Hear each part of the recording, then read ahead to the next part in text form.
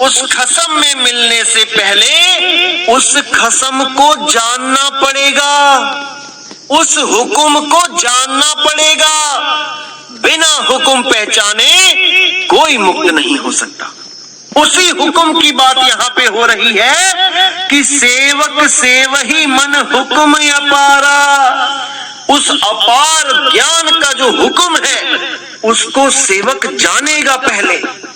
मनमुख हुक्म ना जान ही सारा। जितने भी मनमुखी होंगे ये उस हुक्म को जान ही नहीं पाएंगे कि वाणियों में हुक्म दिया क्या जा रहा है, क्या करने को बोला जा रहा है। ये सब अपने अपने बनाए मंत्रों को इन ग्रंथों में सिद्ध करके इसी में जीवों को उलझा देंगे, इसी में जीवों को उलझा देंगे।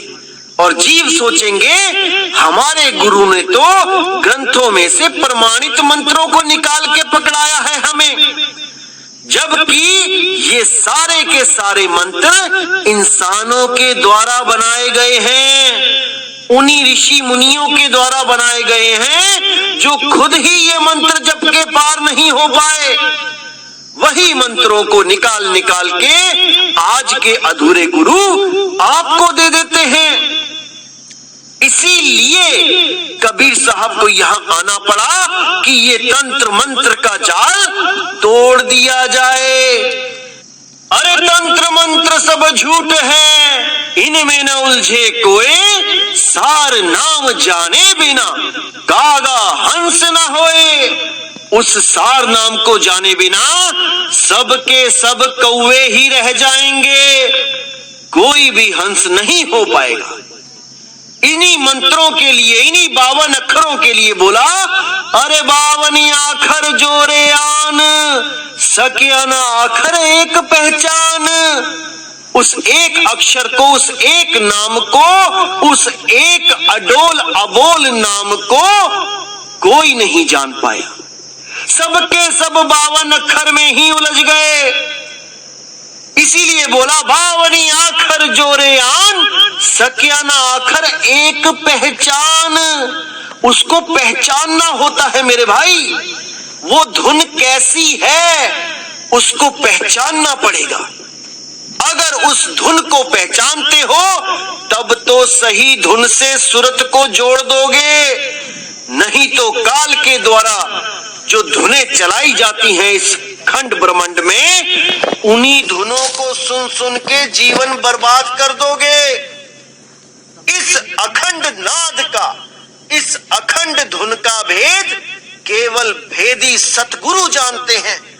अन्य इस पूरे ब्रह्मांड में कोई नहीं जानता। केवल भेदी गुरु उस भेद को जानते हैं और वो भेद प्रदान करके अपने शिष्य को पार करते हैं, और कोई पार नहीं कर सकता। इसीलिए उसको पूरा सतगुरु बोला गया है। ये कोई देह गुरु की बात नहीं हो रही यहाँ पे। अरे देही को सतगुरु कहे, ये तो धुंधर ज्ञान और 4 दाग आवे नहीं, वाह को सतगुरु जान। ये उस शब्द गुरु के लिए बोला जा रहा है जो शब्द गुरु स्वयं पूर्ण सतगुरु है।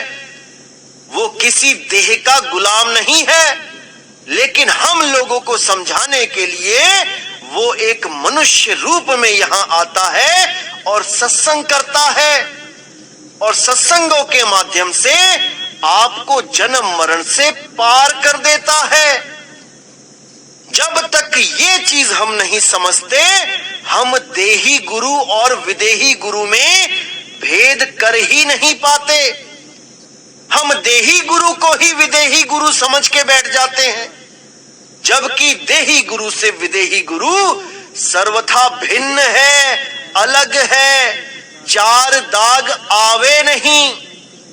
मैंने कितनी बार 4 दाग के बारे में बताया है, उस पे विचार करो, विचार करो मेरे भाई। तो आगे क्या कहती है वाणी? गुरु प्रसादी हुक्म पछाणे, धावत राख इकत घर आणे। नाम राता सदा बैरागी, नाम रतन मणि ताहा है। अब यहां पर कितना क्लियर कर दिया नानक साहिब ने कि गुर प्रसादी हुक्म पछाणे। जो गुरमुख होगा वो उस हुक्म को पहचान जाएगा, वो उस हुक्म को बूझ लेगा कि हुक्म क्या दिया जा रहा है परमात्मा के द्वारा। वो इन अक्षरों में नहीं उलझेगा, वो इन अक्षरों से परे चला जाएगा।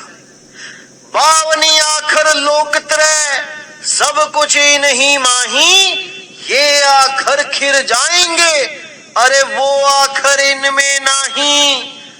तो गुरमुख जो होगा उस अक्षर की पहचान करेगा जो 52 अक्षर में नहीं है, उसको प्राप्त करेगा।